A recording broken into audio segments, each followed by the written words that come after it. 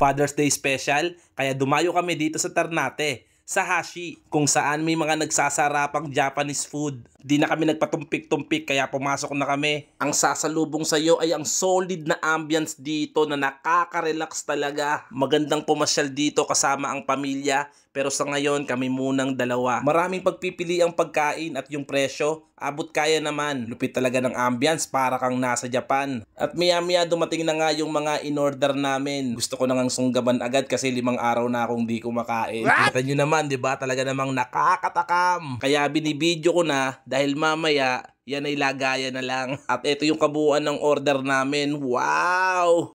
Kakain na ang mga matakaw. Kaya naman din ako nagpatumpik-tumpik pa. Kinuha ko yung manok at sinausaw ko na at pagkain ko, sarap talaga.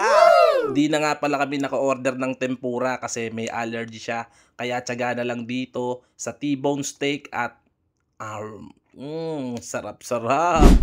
Pagkatapos nga namin kumain ay nag-feeling vlogger na ako dito. Bumaba ako dito sa magandang view at nagpa-video. Sayang naman kung hindi nyo makikita kung gaano kaganda dito. Dahil nanonood ka, tara, samahan mo ko. At kung gusto niya rin matry yung pagkain at kung gaano kaganda dito, eto na yung sign na inaantay mo. Pwede nyong i-check yung Facebook page nila para mas makita nyo kung ano yung mga dapat nyong orderin. Para pagpunta nyo, alam nyo na ang gagawin. May okasyon o wala, minsan karapatan mo rin namang gumala. May kasama o wala, ang importante kung saan ka magiging masaya. Kita mo na? Iba yung epekto ng pagkain dito. Nagiging motivational speaker ako. Tuwang-tuwa na naman ang asawa ko. Pero seryoso, ito yung mga pagkakataon na gustong gusto ko. Nakakapag-bonding kami. Mas napag-uusapan namin yung mga bagay-bagay tungkol sa buhay at sa pamilya namin syempre. Yung kahulugan ng pagiging masaya, sa atin yan nakadepende.